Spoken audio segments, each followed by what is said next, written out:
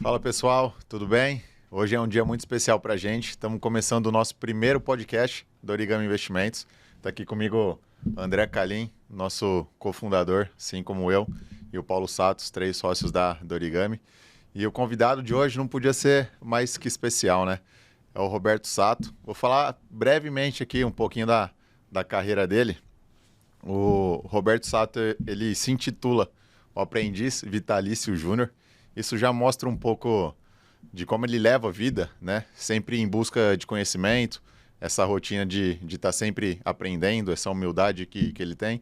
E por isso e uma série de outros motivos, ele é também uma inspiração pessoal e profissional para a gente. O Roberto, ele é marido da Marisa, casado de longa data, pai do nosso cofundador e CEO, Paulo Sato, uma inspiração para a gente. E vou deixar ele se apresentar um pouco, contar um pouco da história, mas se você quer aprender sobre planejamento financeiro, mundo corporativo, família, educação, você está no podcast certo. Fica aqui com a gente. Roberto, vamos lá. Prazer te receber aqui. Queria que você falasse um pouquinho dos 60 anos de carreira corporativa que você tem. Sei que 33 deles foi dedicado exclusivamente à Nestlé, né? Quase uma vida aí, uma empresa. É difícil a gente ver isso no mundo de hoje em dia. Mas vou passar a palavra para você. Fica à vontade para se apresentar, falar um pouco da sua história corporativa, família. Mas vamos começar aqui falando um pouquinho da sua história antes da Nestlé. Acho que é legal para a audiência saber aí. Boa tarde para todos. Obrigado, Calinho. Obrigado, Devito. Obrigado, Sato. Eu vejo assim que eu me interessei desde pequeno a história do dinheiro. Eu acho que a parte profissional me fez muita influência, porque comecei trabalhando com 7 anos, até pelas condições da minha família, e morava no interior, divisa com o Paraguai, numa cidade chamada São Luís. E naquela ocasião, uma das primeiras duas coisas que eu fiz com 7, 8, 9 anos foi colher algodão. Então, a gente colhia a tarde toda depois da escola para poder ter alguns reais da época, que era cruzeiro. E o outro foi que trabalhei uns 2, 3 anos também na colheita de tabaco, folhas de tabaco, fumo. Então, eu sempre dei valor ao dinheiro porque eu tive, eu acho que uma grata experiência de ter iniciado realmente como criança, mas valorizar o trabalho e o dinheiro. Então, isso me marcou a vida toda e me marca até hoje. Então, acho que o meu início de carreira, de vida mesmo, a vida minha sempre foi atrelada ao trabalho. Né? Porque hoje você vê uma criança de 7 anos, realmente uma criança. Mas a gente foi com 7 anos um trabalhador também. Eu nunca achei isso ruim. Eu acho que eu tive uma grande vantagem de ter essa experiência desde pequeno. E uma das coisas que me sempre chamou a atenção é que cada pessoa, mesmo sendo criança, ela pensa. Sim. Então, até hoje eu dou valor à opinião das crianças e dos adolescentes e dos jovens. Eu sempre digo assim que uma maneira de a gente tentar renovar e revigorar qualquer assunto, no caso aqui financeiro, ou de família ou de trabalho, é a gente ver o jovem. E quanto mais jovem quanto mais criança ou adolescente, eu vejo que tem uma energia diferente. E essa energia acho que a gente pode capturar para a vida toda. Então eu vejo que, na verdade, a gente, nominalmente, na vida a gente fala criança, adolescente, idosa, etc. Mas eu acho que em qualquer fase a gente pode carregar essa energia do início. Uhum. Pelo menos para mim ela vem funcionando. Dá para ver, né? Isso, apesar dos seus 60 aí... 68 Vou fazer anos, 68. Você se intitula o Aprendiz Vitalício Júnior, né? E acho que você transmite muito dessa energia de jovem mesmo, né? Não só de buscar o conhecimento, mas na forma que você lida o dia a dia. Também faz seus exercícios, né? Isso colabora bastante aí. Eu aposentei com 57, mas com 49. Quando fiz 49, fiquei pensando, se estou com 49, estou com 49% talvez da capacidade máxima de viver, que é 100 anos. Né? Então, peguei 100 anos, Falei, estou 49%. O que eu tenho que fazer nos próximos 51%? Então eu falei, não, quando eu aposentar, vou colocar um título que me estimule a seguir o que eu sempre fiz, que é aprender e trabalhar.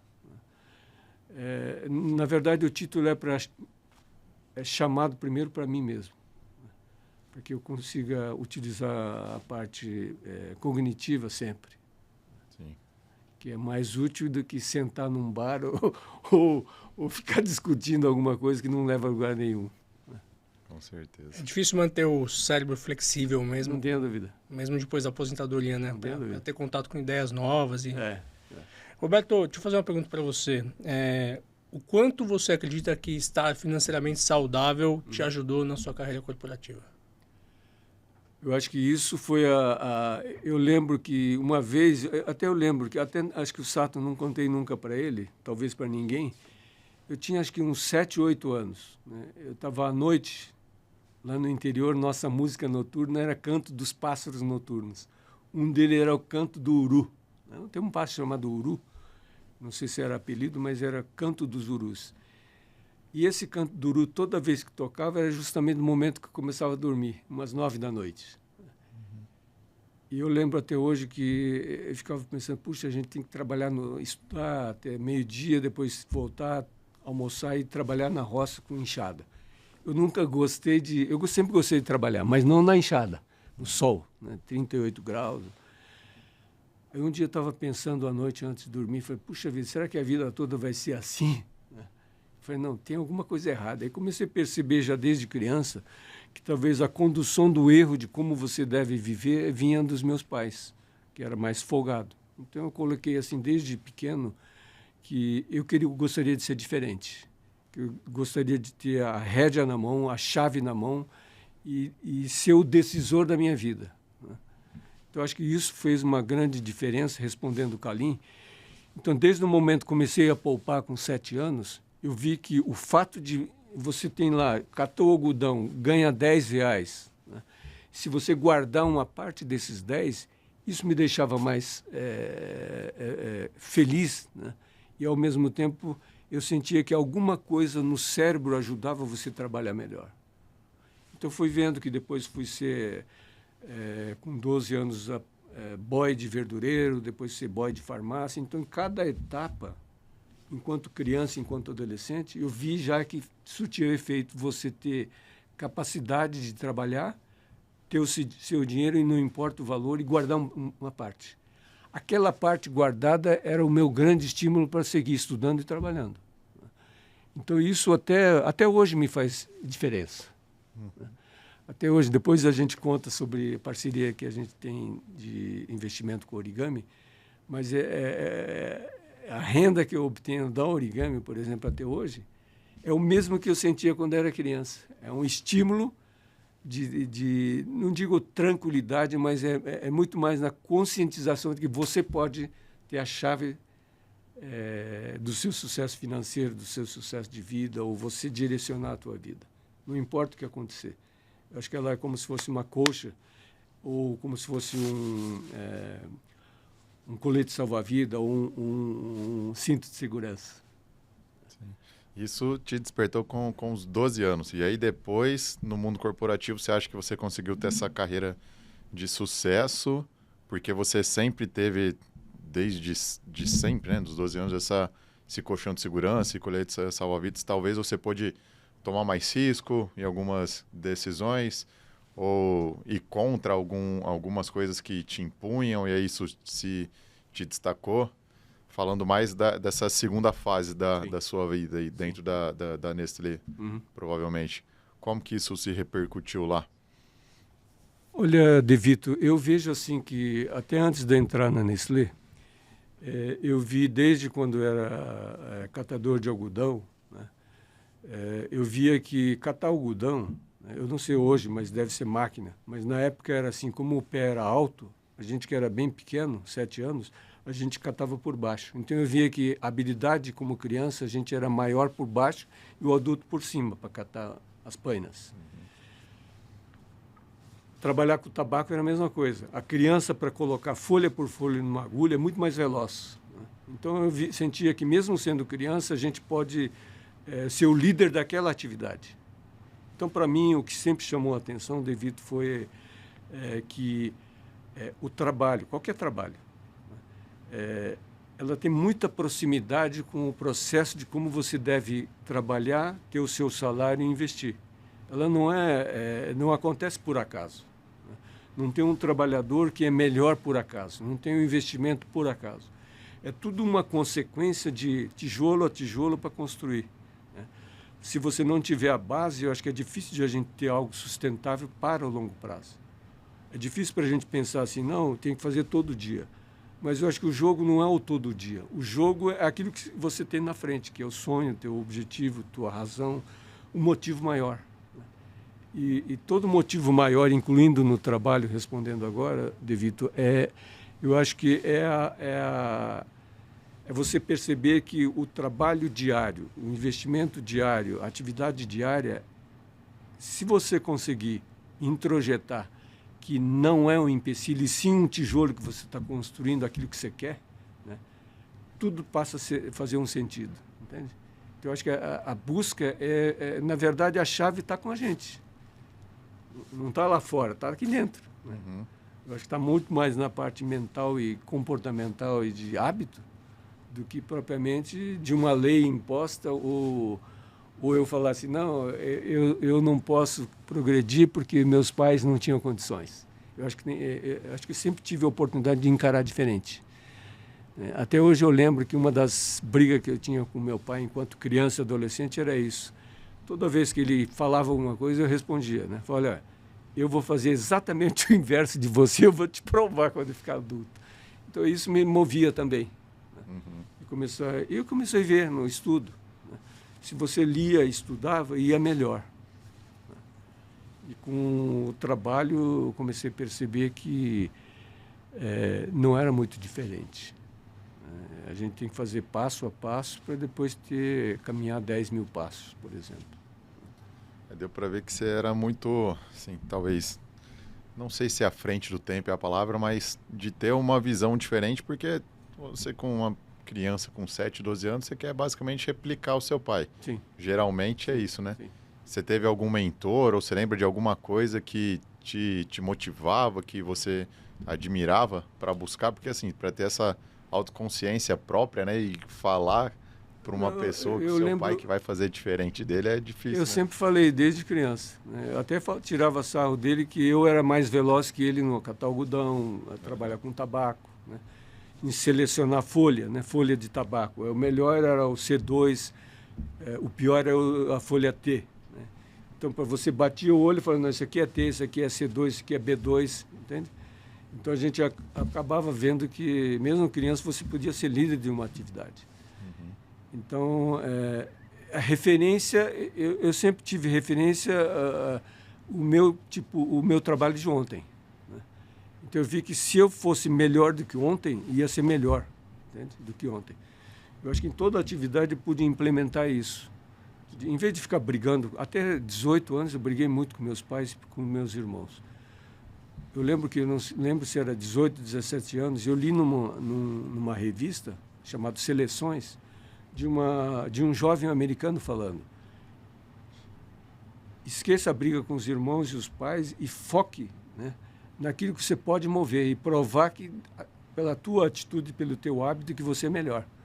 Então eu falei, sabe de uma coisa? Eu acho que a pessoa está certa. Eu tenho que focar em mim mesmo e melhorar, e eles vão ver que eu vou ser melhor. Mas eu não tive uma referência forte, eu tive referência assim de pedaços. Pedaço dessa pessoa, pedaço daquilo. E eu vi que era possível agregar esses pedaços, né, e tentar ser forte em alguma atividade que eu estivesse exercendo. E exerci várias atividades na minha vida, não só catar algodão, tabaco, verdureiro. E só vou fazer um hiato aqui falando de uma atividade que eu lembrei agora, que talvez na minha vida, 5 anos que me fizeram uma grande diferença até hoje, né? Eu acho que é os 5 anos que eu morei na casa do estudante em Curitiba, com mais 400 colegas. Né? E nós tínhamos de idade de 17 a 25 anos. E todos rapazes. Uhum. E até hoje eu vejo assim que muitos falam, difícil, a juventude está diferente. E na minha época não era diferente. Os mais adultos falam, pô, como é que vocês vivem com 400 bagunceiros, com 400 jovens? E eu ficava, nem respondia, porque a gente conseguia sobreviver, né? Então, lá eu tive a oportunidade também de referendar aquilo que sempre gostei, é trabalhar com dinheiro. Então, eu trabalhei 1 ano como voluntário e mais 1 ano como tesoureiro dos 400, né? Trabalhando todo o dinheiro que entra, todo o dinheiro que saía, todas as compras, tudo que a gente vendia.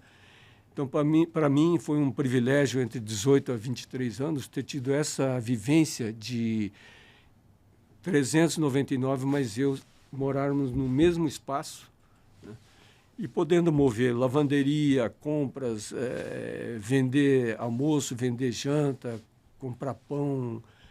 E a gente atendia cerca de 1.200 almoços e mais 1.000 jantares. Então, era um movimento muito grande. A gente conseguia... tinha a criação de porcos, 1.000 a 2.000 porcos, né? Então, toda semana abatia 5, 6 porcos para alimentar os 400.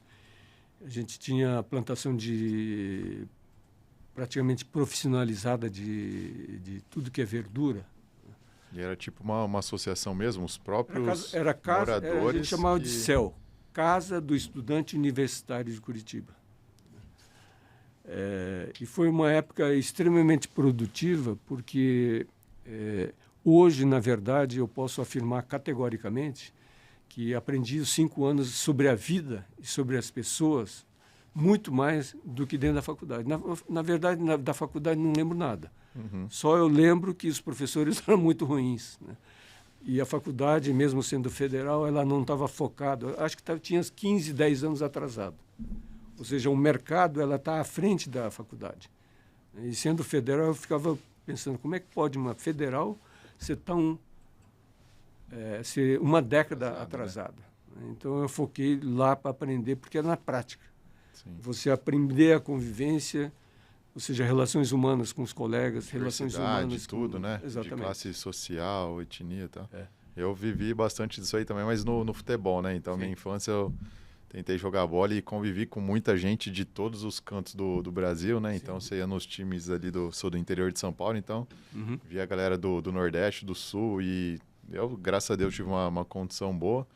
E o pessoal não tinha dinheiro para ir comprar um pastel. Sim. E aí você vê, né, que para mim, eu tava numa situação pior ali no time, mas tinha muita gente que tava agradecendo por estar lá morando embaixo de uma arquibancada. Sim. E ter um arroz com salsicha no almoço. Exatamente. Então, você aprender essas coisas, às vezes é muito melhor, te faz muito mais bem para a vida, para pro profissional, para tudo, né? Claro. Do que uma faculdade que, lógico, você vai aprender alguma coisa, vai ter um diploma, mas não dá para você carregar a experiência. Viu, Devito, eu aprendi, até eu não lembro aonde que eu li, né, sobre qual o valor do estudo. Aí muita gente pergunta, pô, você está denegrindo a faculdade, denegrindo o estudo. Não, não é isso. O que eu quero dizer é o seguinte, normalmente a teoria está 2 ou 3 passos atrás da prática, entende? Do mercado. Né? E então eu vi que o conhecimento é bom justamente para a gente ter uma visão de abertura para perceber isso. Talvez se eu não tivesse estudado e não tivesse feito a faculdade, não teria essa percepção. Sim. Então, acho que eu nunca desfaço a importância do estudo, da educação. Não. Eu só digo assim que sempre a teoria está um passo atrás. A educação formal, né? Acho que a educação exatamente. Formal. Está um passo atrás. E aí essa vivência no CEL, Roberto, te preparou para você sair daquele Roberto que era um catador de tabaco de algodão para virar um executivo de sucesso numa multinacional aqui em São Paulo, né? Eu vejo assim, Cali, que uma das coisas, sim. Por quê? Porque eu vi que, hoje eu lembro, algumas vezes falo para o meu filho, Sato, que um dos grandes privilégios que eu tive é poder, assim, dentro dos 400, né, eu percebia que tinha turma dos boleiros, turma dos poetas, turma da medicina, turma da engenharia. Minha turma era da biologia e da bioquímica, mas tinha turma que era da filosofia. Aí tinha a turma de meninas que era numa outra casa, né? E a gente tinha que conversar com por exemplo, autoridade, governador, né? Era o Ney Braga na época, o prefeito, né? O Jaime Lerner. Então eu vi que se a gente não se adaptasse, o mundo não vai adaptar você. Se a gente não conseguir ouvir o grupo dos 400, a gente não vai ser ouvido por ninguém. Eu posso ter uma defesa filosófica ou de vida como eu fui criado, como eu nasci. Mas eu tenho que olhar o entorno para perceber que o entorno é muito maior do que a gente. Então, acho que a possibilidade, Kalim, que a Casa do Estudante me deu foi exatamente isso. Lá tinha 400 pessoas, então eram 400 de mundos diferentes que vieram, de lares diferentes, e todos pobres.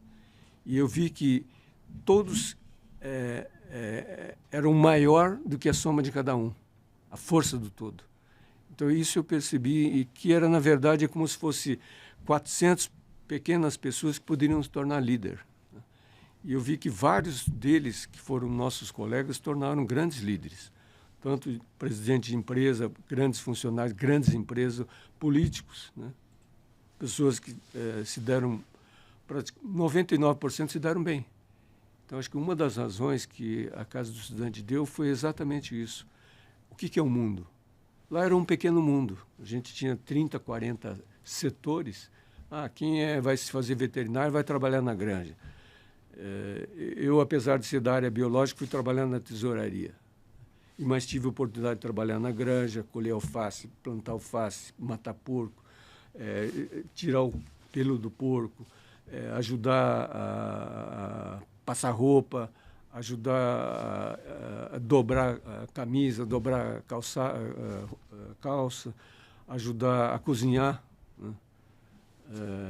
Ajudar a lavar talher, colher talher. Então, para mim, foi um aprendizado fantástico para aprender, eu acho que principalmente o lado financeiro, a importância do lado financeiro, qualquer residente, qualquer lar, qualquer empresa, e também a questão de gestão e liderança. Eu vi que se a gente consegue, né, aonde você estiver, compreender melhor a amplitude que dá a educação financeira, gestão e liderança, eu acho que a gente terá a capacidade de, aonde você cair, mesmo que seja do zero, você consegue pensar em buscar alternativas para aquela situação. Boa. Roberto, eu sou pai, o De Vito é pai também, o De Vito é pai de 2, inclusive, eu tenho só uma filha. E o Sato, o seu filho, ele é 10 anos mais novo do que eu, né? E a gente vê que o Sato, ele tem bastante conhecimento e bastante disciplina para planejamento financeiro e para investimentos também, né? E uma dúvida que eu tenho todos os dias é como educar bem a minha filha nesse assunto, que é um assunto muito importante na vida, né? Fala um pouco para a gente desse tema, como é que você fez para educar bem o teu filho? Essa é uma pergunta que eu recebo bastante. Eu sempre tive essa curiosidade e pensava, né? Antes de ter o Sato, eu sempre pensava assim, puxa, quando eu fiz uns 18, 19, comecei a pensar, puxa, um dia eu vou ter um filho ou uma filha e eu fico brigando com meus pais, como é que vai ser? Né? E tudo que eu defendo que eu vou ser o inverso, né? E meu filho pode ser totalmente inverso. Aí comecei a perceber assim que, observando como os pais criam os filhos ou filha, seja em finanças, seja na educação, seja no trabalho, na escola, orientação que dá, eu comecei a perceber assim que a melhor maneira, e li também em alguns livros que a melhor maneira de tornar ou ensinar qualquer assunto para os filhos é você ter ciência de que o melhor para fazer é torná-los independentes. O que quero dizer? É que se eu não depender do Sato, né, eu vou ajudar eu mesmo e ele. E se ele for independente, ele vai ajudar ele mesmo e eu mesmo. Ou seja, eu acho que a gente tem... E na empresa não é diferente, viu, Kalim? Porque eu sempre defendi que a gente tem que escolher A ou B, um funcionário, por exemplo, numa entrevista, quando você vê a pessoa e fala, não, esse pode ser o melhor que eu, nesse assunto. Aí você junta pessoas melhores do que você em diferentes atividades. Então você vai ter, no conjunto, melhor que você. Você vai ser tipo um maestro, sei lá o quê. Eu acho que eu, como pai, Kalim, eu acho que a gente tem que ter esse dinamismo de entender que a gente não é o melhor. A gente pode tentar fazer o melhor. Né? E eu acho que a melhor coisa é o exemplo. Então, na verdade, quando é exemplo, não tem uma resposta certa, entende? E eu acho que a melhor maneira de educar um filho, no caso eu, aprovo o Sato, e muitas coisas eu vejo que, desde criança, ele foi melhor que eu. Eu vi que ele sempre foi uma pessoa ponderada, então a gente estimulava essa ponderação. Hoje eu ainda falo que não, você tem uma personalidade melhor que a minha. Talvez ele não perceba. Mas quando você percebe, você tem que falar isso. Eu sempre falei isso para ele. Eu acho que a maneira de falar não é tentando ensinar. Até antes falei que uma das coisas importantes de bandeira, acho que você não estava aqui, Calim, acho que você estava, praticar o que prega. Vocês que são grandes investidores, grandes profissionais dessa área, eu acho que essa bagagem que vocês têm já é praticar. Né? É um conhecimento que vocês têm. Então, se começa a praticar, mesmo essa live, né, esse podcast, pode servir de um exemplo para uma criança, para um jovem, para um adulto, não importa a idade. Sim. Eu acho que o caminho, pelo menos que eu usei e deu certo com o Sato, foi isso. Eu nunca falei assim, estuda sobre 1 mais 1 é 2. Estuda sobre... Aliás, por exemplo, tesouro direto eu aprendi antes do que o Sato. Mas fundo imobiliário, ETF, foi ele que trouxe para mim. Né? Então, eu acho que começa num determinado momento uma troca. Até chegar à troca, não tenha dúvida, como pai a gente é responsável. Eu acho que a gente tem que ser responsável para não se proteger os filhos demasiadamente.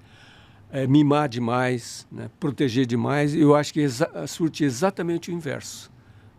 A proteção exagerada é a pior desproteção. Ou seja, por isso que eu defendo, falando abertamente, nós temos que nos tornar independentes para a gente fazer os liderados independentes. Então, eu não posso falar assim, eu vou treinar um funcionário. Não, a gente tem que treinar para ele ser líder.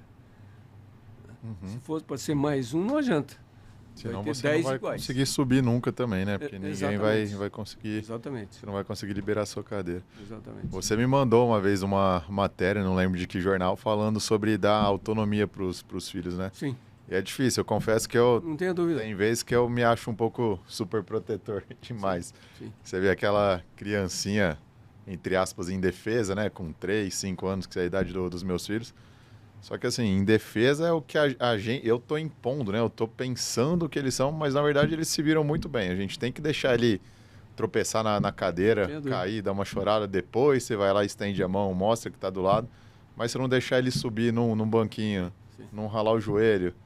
Imagina quando ele chegar no mundo corporativo e tomar um feedback negativo, né, do chefe dele. Ele vai ficar em prantos quando ele tomar um pé na bunda de uma namorada, né? Isso vai acontecer inevitavelmente. Eu acho que eu não preciso antecipar os fatos. A vida já vai cumprir o papel de judiar e ensinar. Mas eu também não posso criar ele ao ponto de que quando a vida trouxer essas negatividades, ele veja isso como algo de outro mundo, né? Sim. Então tem que deixar. E aos poucos, primeiro ele vai tomar um tombinho, primeiro ele vai ralar o joelho, depois ele vai cair de bicicleta. Então vai aumentando, vai potencializando, né? E eu concordo muito que o exemplo é o melhor caminho, porque não existe certo ou errado.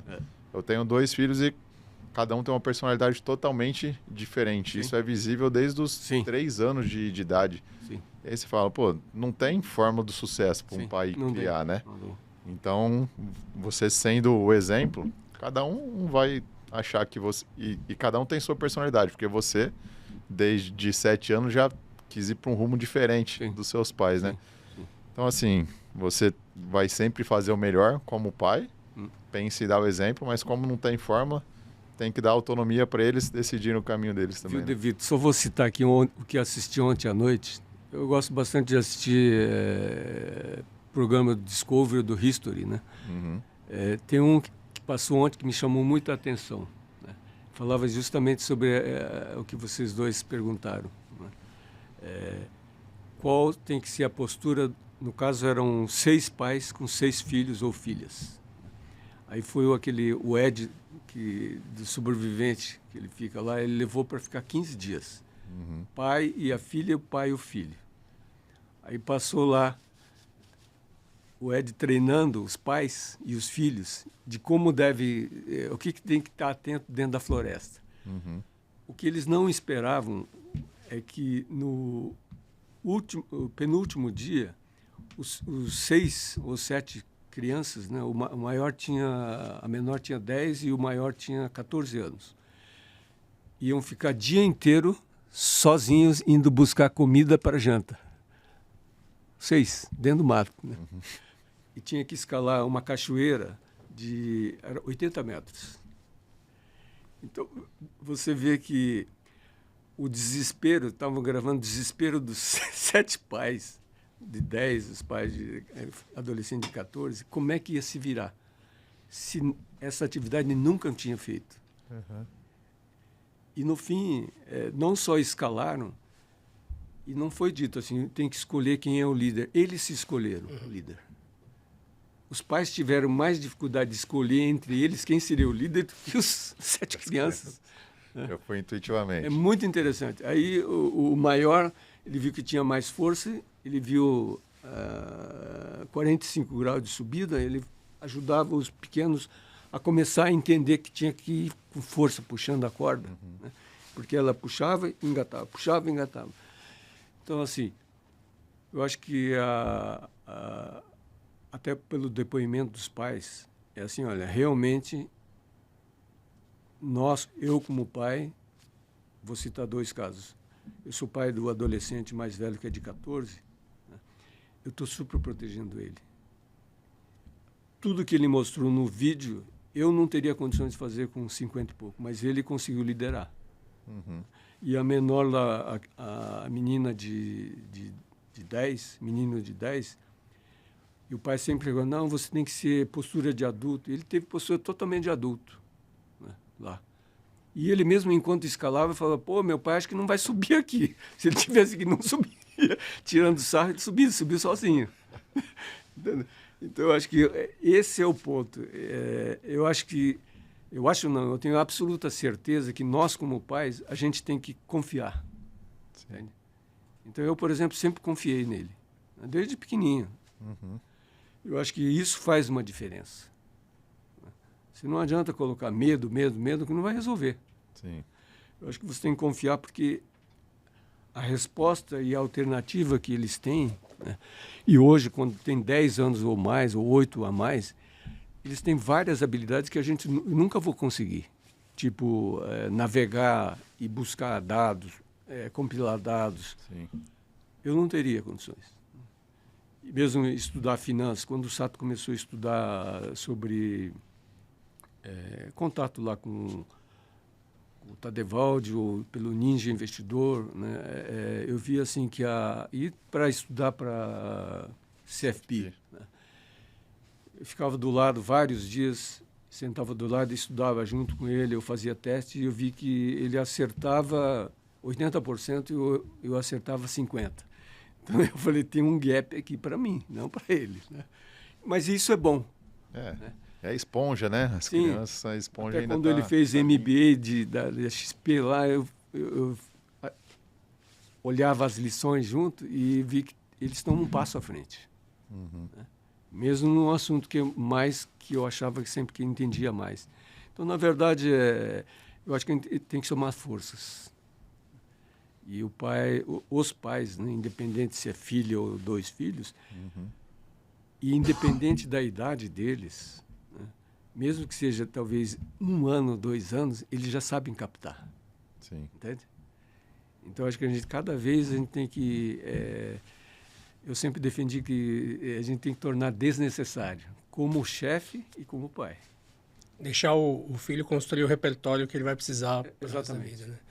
Roberto, tem um caso que a gente vê com frequência no mercado, que é o caso do executivo, ou enfim, até do empreendedor. Às vezes acontece que durante um período na vida dele teve uma renda boa, né? Teve uma renda alta e tinha condição de ter um padrão de vida muito bom para ele, para a família, só que ele não consegue fazer essa transição para o período após essa fase, né? Então, e a gente vê que você, de fato, conseguiu fazer essa transição, né? Então, isso envolve muito de planejamento financeiro, não só de investimentos. Você viu casos próximos a você, ali na Nestlé, enfim, ou outras pessoas que não tiveram condição de fazer essa transição tão bem feita quanto você fez? Eu sempre defendi, desde quando comecei a trabalhar, principalmente depois que comecei a estudar, que até antes de entrar na Nestlé, que a gente estuda para trabalhar, né? E trabalha para ganhar dinheiro, né? Só que depois a gente não dá mais passos, né? Ou acha que a gente deu esses passos, quando na verdade se eu sei que vou parar entre 55 a 65 anos ou de 65 a 70, eu preciso me preparar, assim como eu preparei para começar a trabalhar. Uhum. Por quê? Porque hoje muito se fala ainda em aposentadoria, mas eu acho que talvez isso seja o primeiro erro. Eu sempre, intuitivamente, eu nem conhecia uma palavra chamada longevidade, por exemplo. Hoje se fala bastante, mas na minha época, quando era criança ou adolescente ou quando eu entrei na faculdade, eu nunca ouvi falar. E hoje ainda tem gente que defende a longevidade 50 a mais, 60 a mais, e talvez seja o outro erro. Eu acho que a longevidade, ela começa antes de a gente nascer, no momento que os pais decidem ou não ter o filho. Ou seja, concebido. Na verdade, na concepção, 9 meses. Eu acho que quando é concebido antes de nascer, esses 9 meses já faz parte da longevidade. Por quê? É muito simples. Se você pegar na periferia a criança que teve a mãe ou os pais não prepararam, teve filho, aí separaram, não sabe quem é pai ou cuidou de qualquer jeito, vai ter mais dificuldade de adaptar. Então, a longevidade já começou ali. Já tem um impacto, aí depois, né? Quando tiver 10, 20 anos, aí torna um drogado ou não quer trabalhar, aí quer corrigir. Até questão de saúde mesmo, né? Se a mãe não faz o pré-natal, se alimenta mal, se consome álcool, fumo. Então, respondendo, Calim, eu acho que essa pergunta é muito interessante para refletir, principalmente para as grandes empresas, e os grandes líderes dessas empresas deveriam refletir, né? Que é assim, eu produzo produto, sei lá, vamos trazer, fabrico aço, mas o problema de fabricar aço, ele já é perito, mas eu acho que mesmo a empresa que fabrica aço, parte financeira, bancos, corretora, etc., eu acho que tem que ser assim, o centro ela tem que ser a longevidade com qualidade de vida do ser humano, entende? Independente do que se produz ou vende, ou serviço. Então eu vejo assim que não se prepara, Calim, para essa transição, porque a pessoa nem sabe que existe a transição. É como assim, no investimento, fala-se algumas vezes ainda em risco ou muito em risco. Só que a pessoa, e eu também, muitas vezes a gente ignora o risco porque não sabe que é risco. Uhum. Entende? Por exemplo, você deu antes, eu não vou citar nome, antes de começar, você citava de um fundo imobiliário, certo? Então, eu fui não digo grande investidor, mas o meu principal investimento teve época que foi esse fundo imobiliário. Por quê? Porque na época podia ter sido bom, né? Só que o bom muitas vezes vai navegando e no mercado ela é muito dinâmico, mais dinâmico do que a gente sabe, mas então tem risco. Então é um risco que a gente é calculável, talvez, mas você não tem o mesmo timing de acompanhar o risco e de saber que aquele determinado ativo, né, navega ao longo do período entre total solidez e grande risco, né?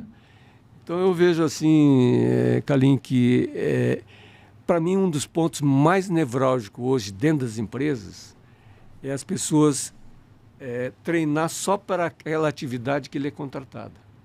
Contrata para o marketing, contrata para vendas, contrata para como é que fala, parte operacional ou estratégico, quando na verdade eu acho que teria que ver se ele está trabalhando numa empresa, tem um motivo. E um dos motivos é porque ele tem que ter salário. Sim. Então, para ele entender que aquele valor que ele recebe do salário vem dessa ou aquela atividade da empresa, na verdade, vem do conjunto da empresa. E se ele não perceber que existe um motivo disso, né, a pessoa vai ficar perdida ali no tempo. Tanto do trabalho do dia a dia, do mês, da semana a semana, mês a mês, dirá da aposentadoria. Então, para mim, 95% não está preparado. Principalmente mentalmente e financeiramente, acha que está preparado. Sim. Mas não está. Às vezes falta um zero na conta, né? Falta um zero. E acho que antigamente a gente via muito aquele funcionário de carreira, né? Então ficava várias décadas na empresa e a empresa era responsável por prover o sustento depois da aposentadoria. Hoje isso é mais raro da gente ver, né? Então a pessoa troca de emprego várias vezes ao longo da vida e parece ter ficado um gap aqui no meio, né? Porque quando a pessoa troca muito, ela passa a ficar responsável pelo futuro dela. Só que se a pessoa não tem educação financeira, como é que vai fazer essa segunda fase da vida, né? E muita gente ainda acha bom o FGTS. Sim, o governo está tirando o seu dinheiro e está investindo a 3%, enquanto você poderia pegar para você e investir a 15%. Só que a pessoa, por não ter educação financeira, e ela acha normal, né? O brasileiro não tem educação financeira, então é melhor eu deixar o governo cuidar do meu dinheiro e investir a 3%, só porque quando eu for mandado embora, eu vou pegar esse dinheiro. E para mim é um absurdo isso, mas é normal a gente ouvir isso de várias pessoas. Tem Inclusive um falando desse... Só usando sua fala e da pergunta anterior do Calim, para mim o que... deixa eu ver, 96, acho que foi 96, Sato tinha um ano. Fiz um estágio aqui em São Paulo, acho que 2 semanas, e eu usei a noite para fazer um curso lá na FIPECAF. Né? Acho que foi em 96, 97. E quando eu li a tábua de curso daquela semana, tinha uma palavra que eu nunca tinha ouvido falar. Né? Ou tinha ouvido falar e nunca dei atenção. Né? Que era assim, você fazer o cálculo do futuro. E realmente hoje os fundos de previdência, né, tem que saber calcular o futuro, saudabilidade do futuro. Sim. Eu acho que isso é uma outra maneira de você trazer o futuro para o presente. Porque, na verdade, o futuro é aquilo que a gente faz hoje. O que você é hoje, o que eu sou hoje, é o passado meu que me trouxe aqui. Então a gente tem que, eu acho semeou lá atrás, né? Um exercício, Calim, Devito, eu acho que a gente tem que aprender a fazer isso e as faculdades deveriam trazer isso melhor, né? Sim. Eu vejo que os próprios investidores trazem por valor presente a possibilidade dessa ou aquela empresa que você vai investir para o presente. Eu acho que a gente tem que pensar assim também. Se eu fosse uma empresa, o meu salário fosse uma empresa, como é que eu levo para frente, calculo mais ou menos, trago para o presente? Então, o que eu fizer hoje é o que vai fazer a diferença no futuro. Então, eu sempre pensei assim. Né? Puxa, eu cheguei até aqui, eu era catador de algodão. Se cheguei aqui como vendedor, o que eu vou ser no futuro? Aquilo que você fizer hoje como vendedor, não que de repente vai ser isso ou aquilo no futuro. É um pouco daquele conceito do capital humano versus o capital financeiro, né? Que eles vão cruzando a tendência até o seu capital financeiro. Sim. No seu patrimônio total, você, quando é jovem, tem muito mais capital humano, né? Que é o potencial de crescer e receber mais dinheiro ao longo do tempo. Em determinado momento, seu capital financeiro tem que ser maior, porque a sua capacidade produtiva já não vai ser a mesma, né? Até vocês colocaram lá no gráfico, né, num dos insights lá da Origami. Eu acho que isso é interessante. Quem entende aquele gráfico entende que o presente é apenas um ponto. Sim. Né? E o passado, ela pode te dar uma direção para onde você está indo.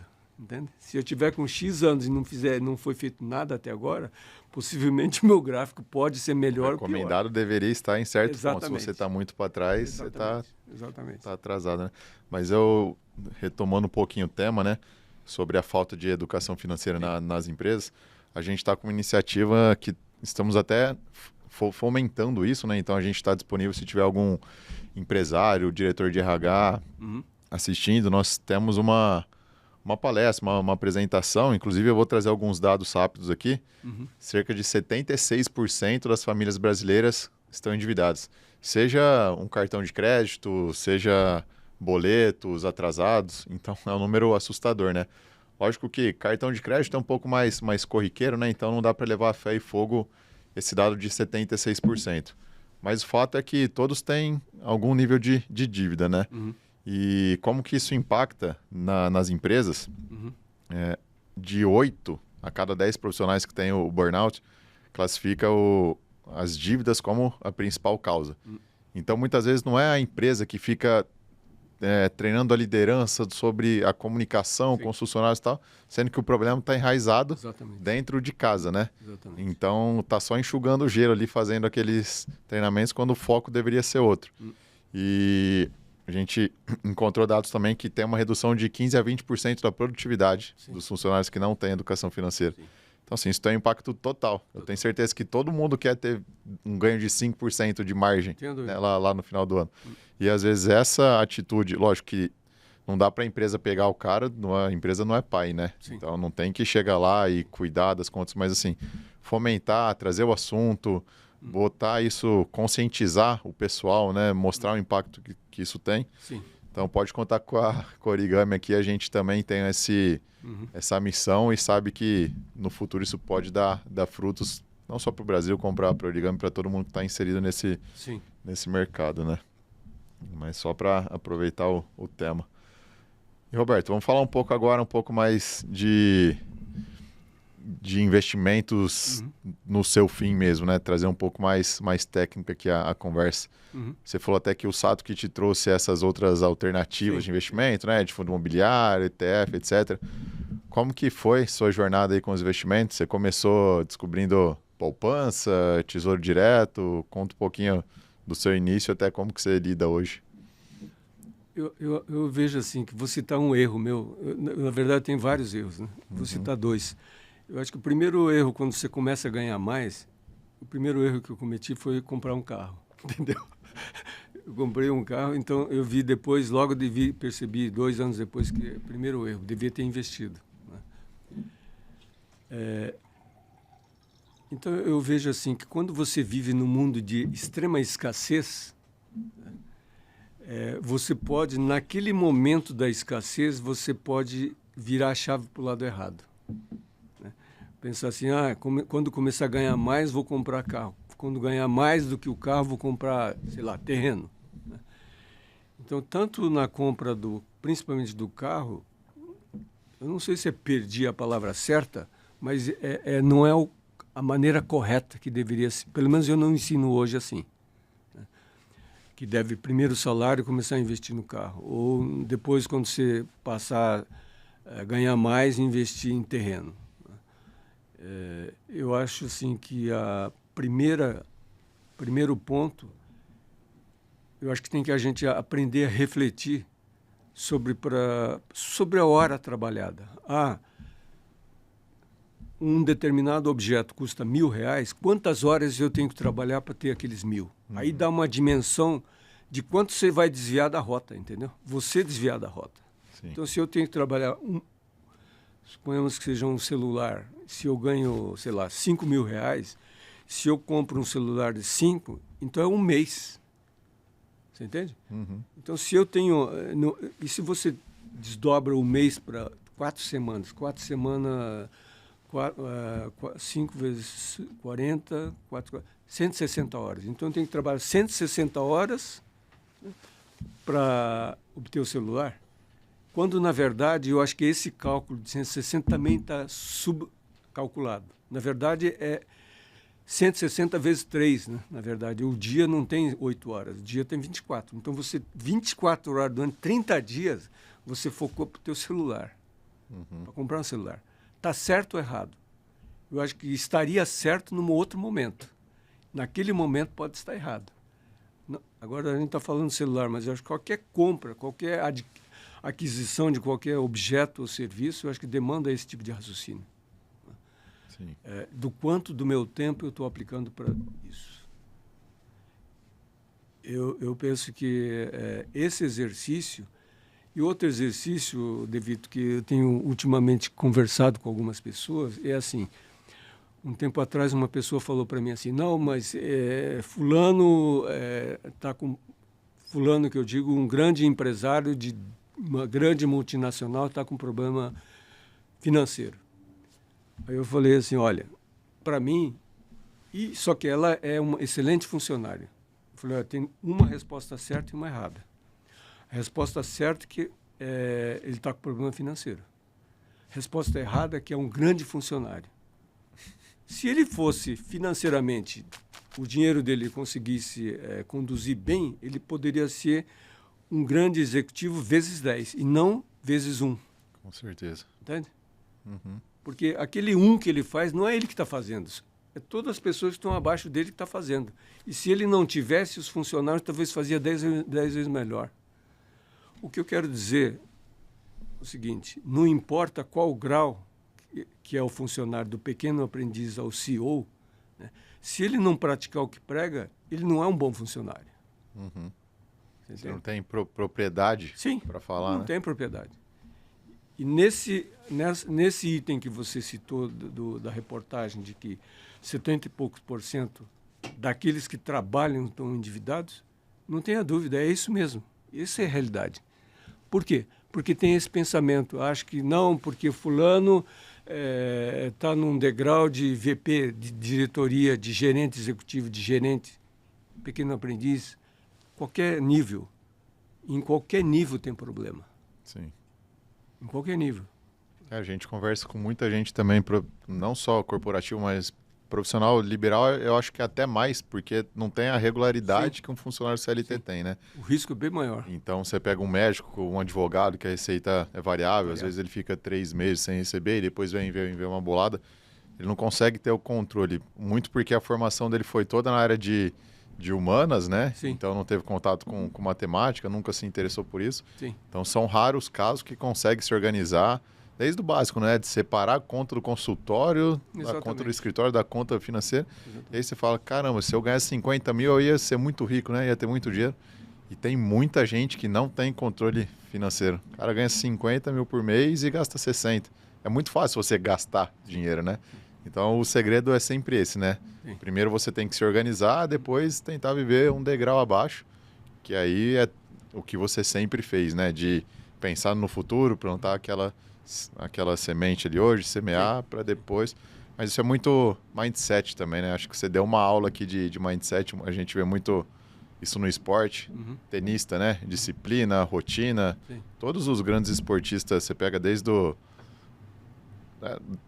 Rafael Nadal, Djokovic, LeBron James, você cansa de ver os depoimentos sobre isso, né? Rogério Ceni, que tem que ser todo dia um pouquinho, levanta e vai treinar. Sim. Phelps também, falava que ele odiava treinar, mas ele sabia que se ele fizesse 10% a mais aquele dia, ele ia chegar lá, né? Sim. Então, os investimentos, de tudo que você falou, tô pegando essa lição, né? Desde os seus 12 anos você conseguia ver lá no futuro, que se você guardasse nem era real na época, né?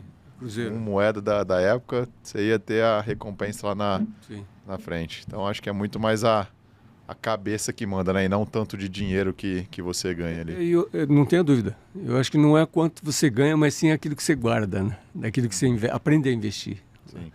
E só aproveitando o momento, eu sempre entendi, até falei várias vezes com meu filho e falo com os jovens, que assim, uma vantagem que eu tive também, devido ao Calim, é que eu sempre encarei que o meu salário é uma empresa. O salário lá que eu recebo, que o meu dinheiro é uma empresa. Então, se eu não cuidar desse salário, administrar o salário ou do meu investimento, porque não existe empresa durável, mesmo que seja ONG, se não for saudável, ela vai falir ou vai fechar. Né? Então, eu sempre traduzi para mim, poxa, se eu não souber, né, introjetar que aquele meu salário, o meu investimento é uma empresa, eu não vou dar valor, nem para mim, nem para o meu dinheiro. Muito menos para o meu trabalho. Eu acho que uma outra maneira que eu encontrei de encarar a seriedade do assunto de finanças foi isso. Se eu largar a mão, ela vai sumir no consumo ou numa aplicação errada, numa compra errada. Então, para ser saudável, eu vi que a empresa que é saudável é aquela que vai crescendo. Então, se eu não for aprendendo a investir corretamente ou poupando corretamente, não importa o meu salário. Eu acho que importa como a gente administra. A gente tem que aprender a ser gestão do nosso salário. Né? É mais ou menos assim. Acho que no tempo que a gente vive hoje, isso ainda é pior, né? Por conta de rede social. Sim. Isso é uma coisa que mexe muito com o ego das pessoas, né? Então, passando de um tênis caro até uma casa de veraneio, depende do tamanho do bolso aqui, a pessoa arruma um jeito de se enrolar quando não deveria, né? Aqui na Origami a gente trabalha com o conceito de balanço patrimonial. Então, você fez na chegada, né, Roberto? Você é um cliente nosso, mas a gente separa aquilo que é ativo daquilo que é passivo para o cliente. As pessoas muitas vezes não têm essa visão, né? Então, isso é uma coisa que vai valorizar e vai me dar mais renda no futuro, é um ativo. Sim. Isso é uma coisa que perde valor ao longo do tempo e me custa, é um passivo. Sim. Voltando ao exemplo do carro, talvez seja um ativo para um motorista de aplicativo, que depende da renda, mas muitas vezes pode ser um passivo para uma outra pessoa. Sim. E não é voto de pobreza, talvez a pessoa tenha condição de andar no carro que quiser, mas muitas vezes não tem. Sim. E aí aqui já é um poço onde o dinheiro vai e a gente não vê para onde está indo. Não, essa questão do... Você colocou bem, o entendimento do que seja ativo e passivo, ela ajuda a simplificar o entendimento, entende? Porque senão fica tudo no mesmo bolo, acho que a pessoa está investindo certo ou aplicando corretamente. E não é verdade, né? Eu acho que tem determinadas situações que a gente vê, né? Uma vez tive uma pessoa que era meu conhecido, ele voltou das férias e falou para mim assim, puxa, você não quer investir? Eu comprei aquele time sharing, né, de hotéis dos Estados Unidos. Ele foi visitar a Disneyland e comprou. Não, tem direito a ficar 15 dias por ano. E depois passou 10 anos, ele nunca voltou lá e continuou pagando, entende? Então eu vejo assim que muitas vezes, naquele momento, né, a pessoa acha que porque ele está envolvido, ele não está vendo todo. Uhum. Então, eu acho que a questão de passivo e ativo é sempre um ponto que sempre tentei pensar, porque assim, se o ano que vem não tiver nada, tiver perdido o emprego, como é que eu vou me virar? Então, você tem que começar a ver alguma coisa que está gerando um paralelo. Sim. Então, essa questão de ter algo diferente que você possa pensar, fora o trabalho que você faz, é muito interessante. Ter uma visão melhor do que seja passivo e ativo na realidade. Sim. E além disso, eu acho que depois do momento que você conseguiu acertar essa virada de chave, começou a poupar, vem um novo desafio que é saber escolher os ativos que vão ser os geradores de renda, né? Culturalmente, a maioria dos brasileiros vai para imóvel, igual você falou, né? Primeiro sempre compra um carro, depois vai, agora consegui comprar um terreno, aí vai para casa própria, pega dívida e tal. Sim. Mas você não foi esse tipo de pessoa, né? Sabe, David, só complementando, respondi pela metade a pergunta anterior. Isso. A primeira vez que eu parei e fui investir em um ativo, sabe por qual motivo? Não é porque eu tinha dinheiro, eu queria investir, é por causa de um chaveiro que tinha pendurado numa até hoje eu carrego esse chaveiro. Porque foi o primeiro... iniciativa que me deu. Eu era tipo boy auxiliar de uma empresa aqui em São Paulo, estava passando ali na Líbero Badaró, perto onde é a Bolsa, né? Eu olhei assim, tinha um chaveirinho de um castor pendurado. Eu olhei assim, poupança continental. Aí eu entrei lá e falei, não, eu queria um chaveiro desse. Aí a moça falou, não, eu posso conseguir um chaveiro, desde que você abra a conta aqui. Eu falei, mas que tipo de conta, né? Eu falei, não, aqui é poupança. Você sabe o que é poupança? Eu falei, não sei. Aí ela falou, não, poupança, você não guarda dinheiro onde você trabalha? Eu falei, eu deixo com a minha mãe dinheiro. Uhum. Então, aqui se você deixar, sei lá, tantos reais, todo mês a gente paga, na época era juros e correção monetária. Sim. Eu falei, vou te dar a caderneta porque você vai receber uma caderneta e o chaveiro. Então, caderneta de poupança foi o primeiro investimento que comecei. E depois como que foi a escadinha aí? Depois me chamou a atenção, que todo mês eu ia lá e colocava mais, sei lá, 10 reais, e ela mostrou, você viu, você colocou 10 e já não é mais 10, é 10 e alguma coisa, mais esses 10 que está colocando. Sim. Aí eu fiquei calculando, puxa vida, então tem uma hora, esse lado que chama juros e correção vai ser maior do que eu coloco. Uhum. Aí foi uma das primeiras sacadas que eu vi que compensa investir. Entende? Ou seja, não aquilo que você coloca, mas aquilo que você colocou, ela vai gerar pequenos resultados que somados vai ser maior um dia do que o capital que você colocou. Do que o aporte, né? Voltando para o tema até de educação infantil, a gente tem um cofrinho para minha filha e ela guarda lá o dinheirinho dela, né? Mas eu já até falei com a minha esposa, eu acho que só está pela metade isso, porque eu gostaria de dar para ela também o conceito justamente dos descompostos. O cofre não tem esse conceito, né? O que ela põe é o que ela tira. Isso. Deveria ter alguma forma de mostrar que você põe e tira mais pelo efeito do tempo, né? Pelo efeito tem um caminho para mostrar isso, que eu mostrei para o Sato quando ele era pequeno. No início ele não captou, mas depois com uns 8, 10 ele captou, né? Eu lembro que o primeiro investimento que eu mostrei para ele, onde que eu coloquei, primeiro era a Previdência e Poupança. Aí tirei dos dois e eu coloquei assim, olha, quando aquilo teve em 2003 ou 2004, começou a história da Vale e da Vale do Banco do Brasil, né? Quem tinha FGTS podia migrar. Era o FNP, né? É. Como teve recentemente da Eletrobras. Aí eu pensei assim, então vou tentar do dele mesmo para ele entender, tirar do que ele tem e a gente começar a investir em fundo da Vale. Aí tiramos tudo e fui com ele lá num banco e transferimos para o fundo da Vale. O que aconteceu? Aí um dia a gente parou nas férias, na estrada, ele veio correndo assim, mostrando o suco da Vale. Pensou que era suco da Vale que ele tinha investido. Da Vale do Rio Doce. Eu sou sócio do suco Del Vale aqui. Mas complementando isso que você falou, Calim, uma maneira que surtiu efeito com o Sato foi assim, quando ele fez uns 10, começou a fazer cálculo. Então eu falei, Sato, aqui está mesada de R$50. Lembra que a gente dá no início do mês e você vai passar com isso aí. E você está conseguindo guardar. Então, vamos fazer o seguinte, e aquilo que guarda, você tem juro da empresa. Mas a gente vai dar o juro para você também. Então, se você tem 50 e você guarda 10, a gente, mãe e eu, nós vamos te dar mais 10. Você guardou 10 dos 50. Então, pegamos 10 e colocamos mais 10. Então, você vai ter 20 e a gente vai junto no banco. Então, sempre fui junto no banco colocar. Uhum. O que acontece? Ele sempre vai ter sobra. Ele nunca vai gastar mais do que ele recebe. Sim. Então, acho que essa foi uma outra maneira. Você auxiliar, tipo, bônus daquilo que ele guardou. É um fundo de previdência patrocinado. Exatamente. Ô, Roberto, é um incentivo correto. Fala de ativos pra gente, bem específico, assim. Quais foram os ativos que você acha que você fez bons negócios, assim, ao longo do tempo, né? Hoje eu posso falar que foi ETF. E a primeira vez que eu vi ETF foi em 2012. 2012 não, 2013. Agora não lembrei se é 12 ou 13 ou 14, né? Mas foi antes de 2015. Porque eu conversei com uma pessoa que fundou uma empresa e ele falou que tinha ido para Estados Unidos e checou várias empresas que já trabalhavam e a maioria naquela época, em 2002, já estava com ETF. Eu nem sabia o que era ETF.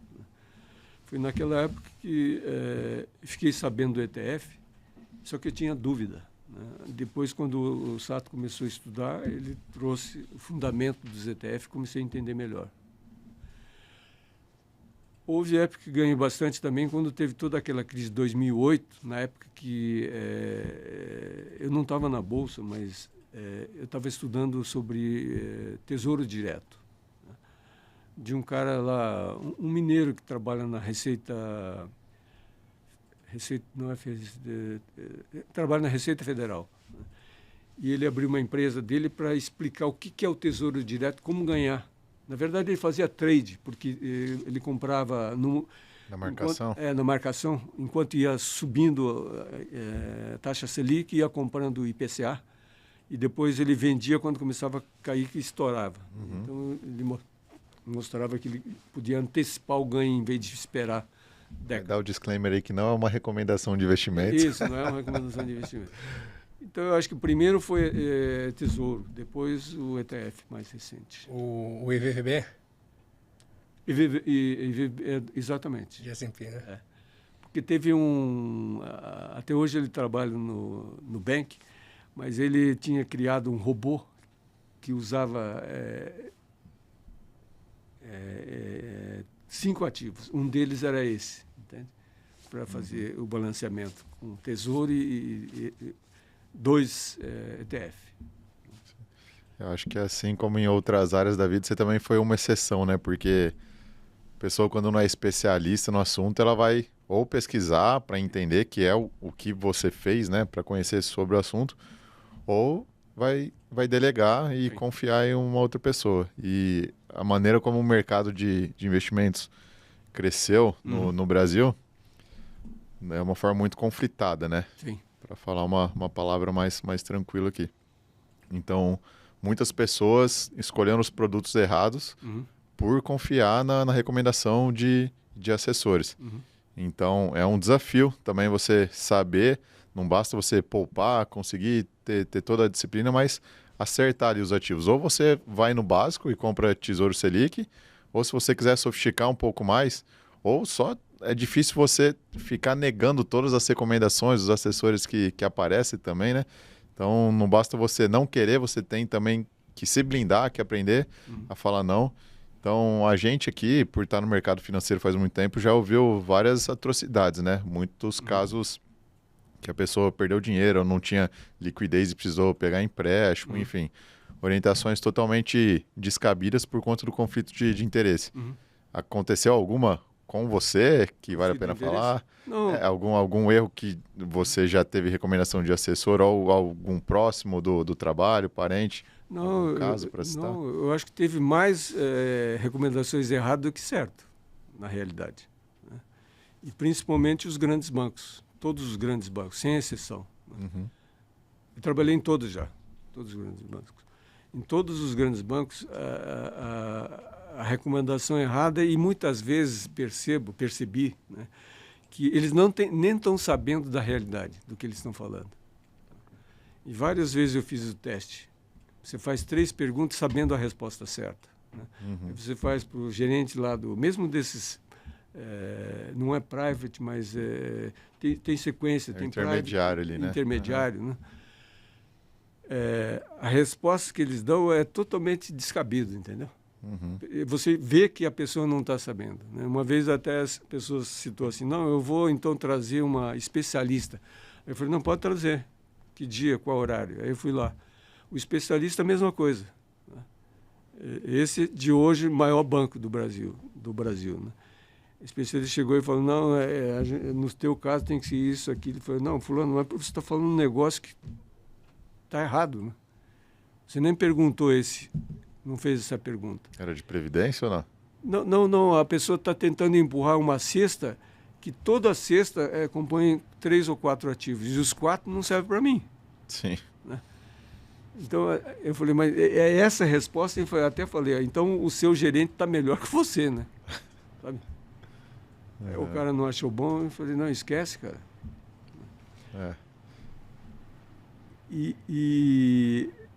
A maioria, né, até para ensinar, estava naquela agência atrás do ECA, da USP, tem várias agências de bancos. Eu percebi que em todos os bancos eles estão vendendo para os estudantes coisa errada. Fundo específico para universitário. Aí eu fui ler, né? Não é um fundo interessante para o estudante. Até teve uma reunião lá na FGV e perguntei para o próprio diretor lá estavam 2 grandes bancos. Né? Aí ele falou, não, a gente já tirou esse ativo, deixou de ser investido. Eu falei, então por que não saca e joga fora? Né? Eu falei, não, porque não é ativo, mas faz parte do investimento. Eu falei, só se um tonto vai fazer esse investimento. Aí acabaram encerrando a reunião. Queria argumentar. Capitalização ou consórcio. Lá está lá. Cara estudante, de boas-vindas, e entregam ainda um folheto. Entende? Eu falei, isso está errado, né? A pessoa que está no ECA... Lobo mal disfarçado de cordeirinha ali, né? Sim. Difícil. Sim. Não, seu curso é de 5 anos. Durante 5 anos... E a primeira entrada, 100% era para a empresa. Sim. Aí depois lá, 98... Tem que ter a comissão, né? Para incentivar o vendedor a distribuir o produto. É complicado. É um mercado que sofre de conflito de interesse, mas de falta de competência também de muitos profissionais. Sim, né? Sim. Puxar a próxima, cara. Vai lá, David. Pode ir. Roberto, acho que falamos bastante. Vamos falar um pouco da Origami agora também, né? Então você, talvez o nosso primeiro cliente aí. Então eu queria que você explicasse a sua experiência, né? Você já é um cara... podemos dizer que avançado em relação às finanças, perto da média do brasileiro, ultra avançado, né? Então você está numa exceção ali. E eu queria que você explicasse um pouco qual foi o maior impacto que você sentiu desde quando você começou a sua jornada com a Origami. Contasse um pouco da sua experiência conosco.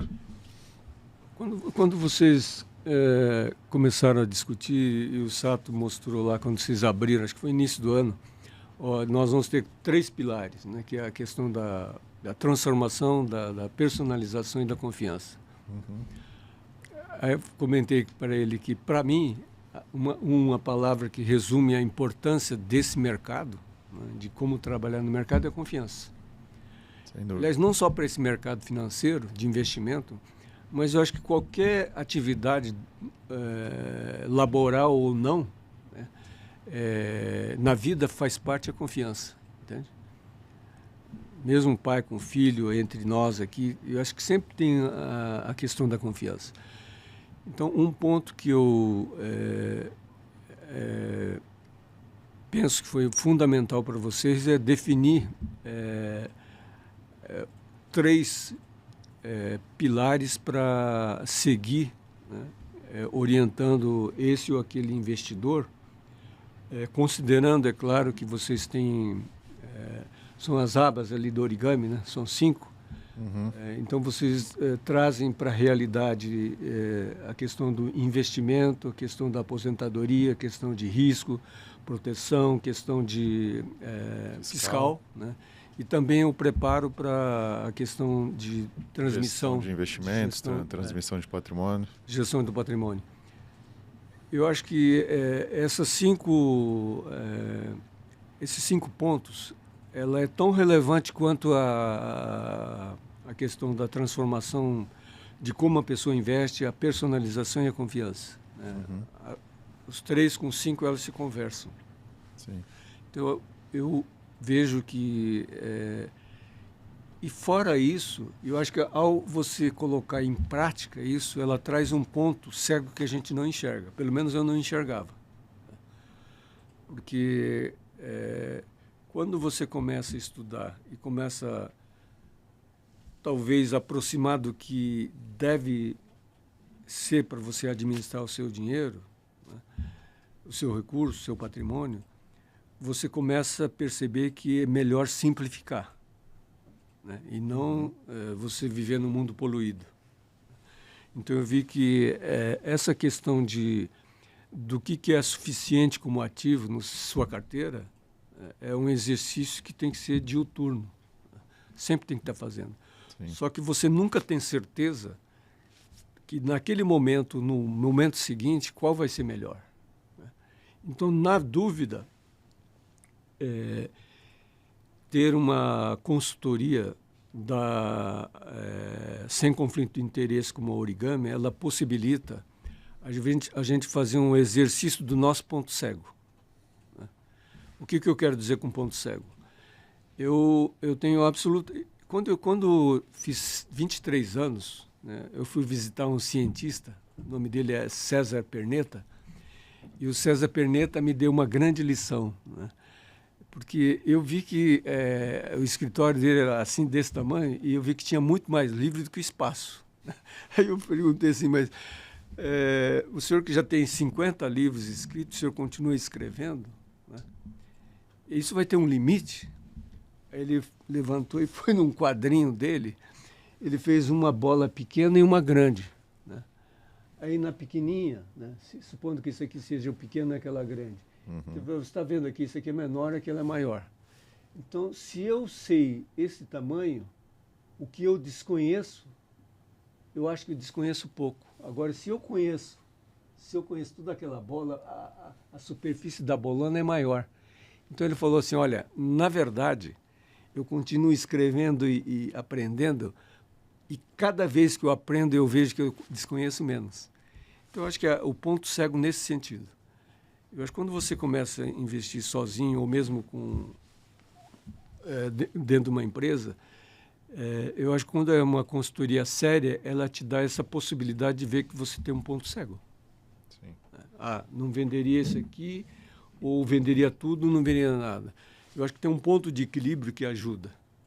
Então, eu penso que a Origami, pelo menos para mim, ela está dando mês a mês, e o pit stop trimestral que a gente fez me mostrou que a grande vantagem competitiva como pessoa física que você passa a ter com a consultoria tipo Origami é justamente não dá certeza, mas te dá uma visão melhor do teu ponto cego, se você estiver sozinho. Entende? E mostra também do ponto que você está correto. Entende? Valida, né? Valida o que você está correto. Então, eu acho que essa validação do ponto cego e do que você faz correto, né, eu acho que é um grande valor de uma consultoria como a Origami. Tem um nome para isso que é o efeito Dunning-Kruger, né? Isso. A pessoa tem que ir acumulando conhecimento para saber o que ela não sabe. Exatamente. Se a pessoa não tem conhecimento nenhum, ela nem sabe que ela não sabe as chegando coisas. Pensando que sabe tudo. Exato. Depois começa a descer, né? Exato, é isso. Isso é interessante. Isso é muito interessante. E eu penso, Kalim, que na área de investimento, muitas vezes vai para não digo pior, mas talvez para que ele não deveria estar, mesmo tendo recurso, é por causa disso, entende? Do Dunning-Kruger, né? Como é que é a pronúncia? Dunning-Kruger. E também porque a pessoa não sabe aquilo que não sabe. Entende? É o ponto cego mesmo. Ponto cego. Ponto cego. É legal ouvir esse relato, porque assim, nós como profissionais do ramo, a gente tem que buscar sempre isso, né? Sim. E lógico, até também a gente se inclui nessa possibilidade de a gente nunca pode achar que a gente já sabe tudo. Sim. Então nós temos a humildade de reconhecer que o que a gente tenta reproduzir na Origami é o que está sendo feito nos Estados Unidos há 20 anos já. Sim. E eles são referência no quesito de gestão de patrimônio, nessa forma holística de olhar a vida financeira da pessoa. Então nós não estamos revolucionando, nós estamos trazendo as boas práticas para cá. E é legal ouvir, né, de uma pessoa que já é considerado referência nos investimentos por muita gente, como você é, que a gente consegue agregar valor também. Então, muita gente acha que o nosso trabalho não é para ele, porque ele consegue já investir lá no banco, no CDB, e está pagando 15%, acho que é ok. Só que ele está deixando coisa na mesa, né? Deixando de estruturar um planejamento sucessório, deixando de ter uma elisão fiscal, seja de um aluguel, seja de uma previdência, que ele poderia tá ganhando mais dinheiro, né? Mas justamente por não saber essas oportunidades, ele acaba nem dando a chance de conversar com a gente e poder mostrar. Então, para quem está ouvindo esse podcast, a gente está super aberto a falar um pouco mais da Origami, mostrar como a gente pode ajudar a pessoa de uma forma isenta e sem conflito de interesse, né? Eu gostaria de falar mais duas coisas sobre a Origami, que me alertou também, abriu a visão. Uma é a questão do timing, né? Aí você tem uma cesta, certo? Aí no curto prazo, médio prazo e longo prazo. Reserva de emergência. Não, tem objetivo de médio prazo. Vai fazer viagem esse ano, viagem ano que vem, viagem daqui 3 anos, ou uma festa daqui 4 anos. Então, você saber que desde agora você pode ir guardando, tipo caixinha, né? Recurso, eu acho que isso é importante também.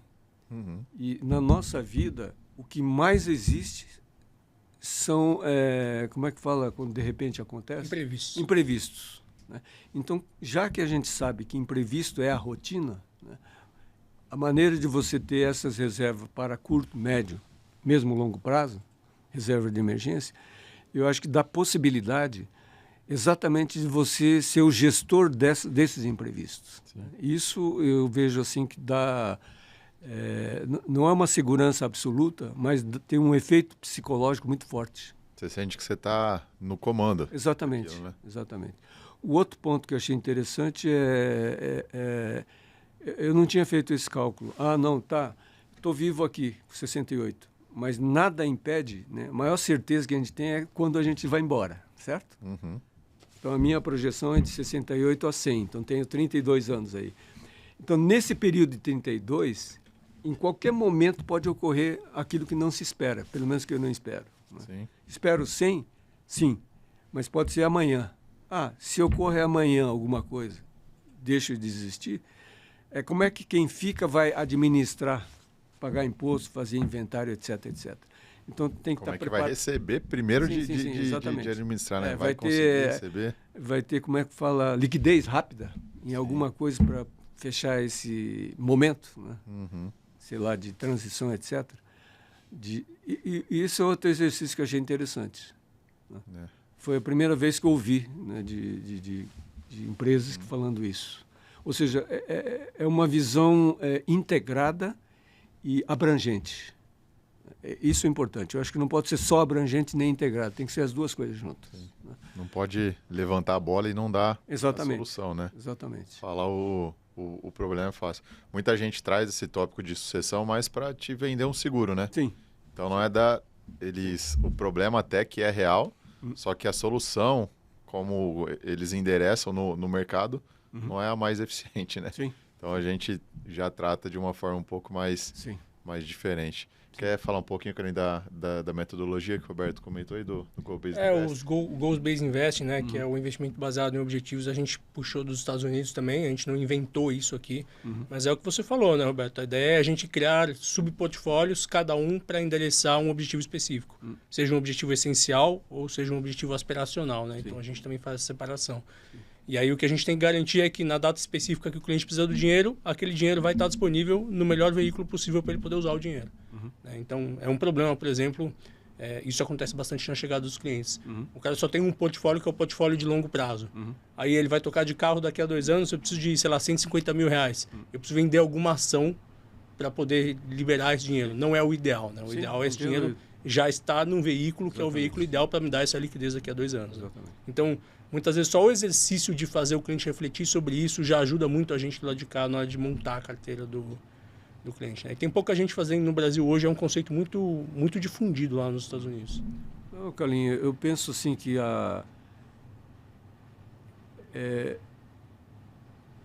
eu acho que a questão de liquidez me fundamentou bastante com o origami. Né? Porque é assim, quem investe sempre está... um ponto que a primeira coisa que vem é quanto vou ganhar. Talvez a pergunta mais errada, entendeu? É o inverso, né? Eu acho que a gente tem que saber o timing, né? E aquilo que você falou. Tenha um gasto daqui 1, 2, 3 anos. Então tem que ter o ativo certo para aquele momento da liquidez, né? Para dar aquele liquidez. Eu acho que isso é o correto. É como o fluxo de caixa de uma empresa. Exato. Né? Exatamente. Se você não souber, dentro de uma empresa, como trabalhar o fluxo de caixa, né? Talvez esse é o próprio conceito, Carlinhos, que as famílias também não têm. Né? Ela considera o salário bruto que está recebendo, acha que aquele é o caixa. Na verdade, aquilo não é o caixa. Né? É diferente. Fluxo de caixa e a entrada é diferente. Se estiver descasado, quebra. Quebrou até banco nos Estados Unidos. Não e vai mesmo a saída não é linear, né? Não tem vai viajar, troca de carro, reforma imóvel. Então a gente tem que se programar para essas saídas imprevistas, né? Sim. Que não são lineares. Sim. Roberto, foi uma aula aqui, bastante tempo de conversa. Para resumir, queria que você deixasse uma mensagem, toda essa bagagem que você tem, e o que a gente falou aqui, que você tem propriedade para falar, né? Tanto de mundo corporativo, quanto de família, de criação, ser um exemplo em tudo isso, e na parte financeira também. Então, fica à vontade aí para deixar um conselho, tanto na parte positiva, o que você recomenda que as pessoas façam, e um conselho de o que não fazer também, que eu acho que é muito importante, né? Dá uma dica aí pra gente. Eu acho que vou falar 3 coisas. Primeiro,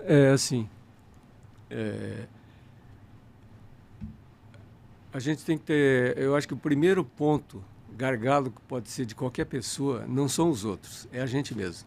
Né? Eu percebo isso por mim.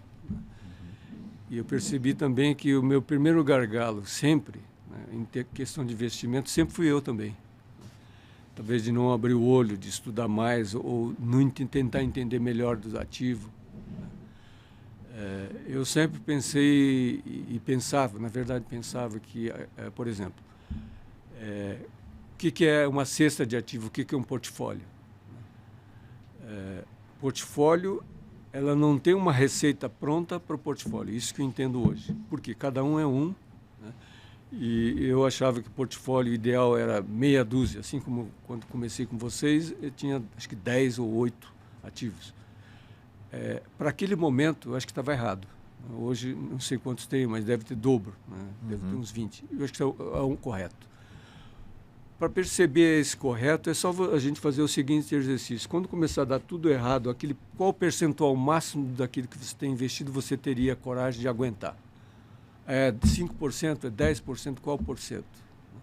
Se os grandes investidores falam, né? Estava lendo sobre a história do Taleb, ele fala, o máximo que eu coloco de extremamente risco é 1,5%, no máximo é 2%. Se o cara fala isso, como é que eu vou fazer mais? Achar que coloco 10% no negócio, eu sempre colocava isso mesmo. Então, na verdade, algumas vezes eu tomei mais risco que deveria. Primeira lição. Então, primeiro compartilhamento que eu faço aqui é: toma cuidado com a tua própria atitude, porque muitas vezes a gente não sabe qual o risco que a gente está correndo. Você falou, né, que a primeira pergunta não tem que ser quanto eu vou ganhar, mas sim o quanto eu posso perder nisso. Exatamente. O segundo é assim, que eu, em qualquer situação, como pai ou como orientador, seja lá o que for, né, como um membro da sociedade em geral, eu acho que a gente tentar entender que a melhor maneira de a gente tentar influenciar corretamente, ou ensinar, ou compartilhar, é a gente praticar aquilo que a gente prega. Né? Então, tudo aquilo que eu falo, né, ou que troco ideia, seja no Facebook, no LinkedIn, ou no Instagram, ou mesmo como podcast que a gente está aqui agora, é praticar o que prega. Eu acho que, para mim, um mantra muito importante, que para mim também serve como autopoliciamento e autorregulação para mim, daquilo que eu falo, eu faço, é falar o que eu já experimentei. Não adianta eu falar que vou para a Lua se eu nem sei onde que é a Lua, entendeu? Eu posso ver reportagens sobre a Lua, que quem desceu foi em ano de 69, Neil Armstrong, etc. Mas eu não sou perito para falar disso. Né? Mas eu posso ser perito naquilo da vivência que eu tive, entendeu? Desde a infância até hoje. Né? Então, eu acho que praticar o que prega é outro segundo item que eu gostaria de compartilhar. Na vida, eu acho que praticar o que prega nos dá uma grande lição de vida pessoal e profissional. E o último é a bandeira que eu defendo hoje, atualmente, né? É mais do que investimento, eu defendo a educação financeira. Que através da educação financeira, desde o básico até hoje, eu acho que o que me trouxe, desde, 7, 6 anos que eu comecei a ter alguma consciência do que é o dinheiro, do valor do trabalho, de qualquer atividade, do que a gente está conversando aqui também, eu peguei o mote da educação financeira para ser o meu próprio aperfeiçoador, entende? Assim como vocês têm lá as 5 abas e tem os 3 pilares de transformação, de personalização e de confiança, para mim, eu escolhi que é educação financeira, para o lado pessoal e profissional. Né? E lado de poder compartilhar aquilo que eu vivi e aquilo que eu faço. Sim. Porque através da educação financeira, eu posso me educar, né? Posso continuando a aprender, posso compartilhar. E eu acho que vai ser que é um assunto que eu vejo que eu não vou tentar influenciar de forma errada. Porque a educação financeira permeia para qualquer pessoa e qualquer empresa o valor atemporal. Eu tenho absoluta certeza que muitas vezes me perguntam, você fica repetindo o assunto. Eu falei, fulano, você vai estar daqui 300 anos vivo? Vai ter bisneto, trineto, quadraneto seu e vai estar aprendendo a investir. Ou seja, educação financeira e investimento, para mim, vai ser um assunto eterno. Assim como a educação que os pais dão para os seus filhos, não vai ser... É perene, a necessidade é perene. Sim. Então, por ser perene, eu gosto da educação financeira, que pode, né, influenciar toda a vida sua. Para mim, influencia até hoje. Então, por isso que eu defendo isso, nesses 3 pontos. Show de bola.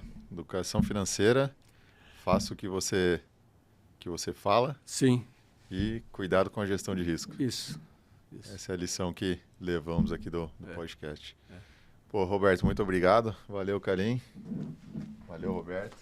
Obrigadão. Um abração e sucesso para vocês. Pessoal, quem se interessou, quiser conhecer um pouco mais do origami, não deixa de seguir a gente nas redes sociais, Instagram, aqui o nosso canal do YouTube, Instagram do Paulo Sato também. Vou deixar o link aqui na na descrição. Quem quiser bater um papo, tem o link aqui do nosso site também, Origami Investimentos. Vai ser um prazer falar com vocês. Valeu, até a próxima.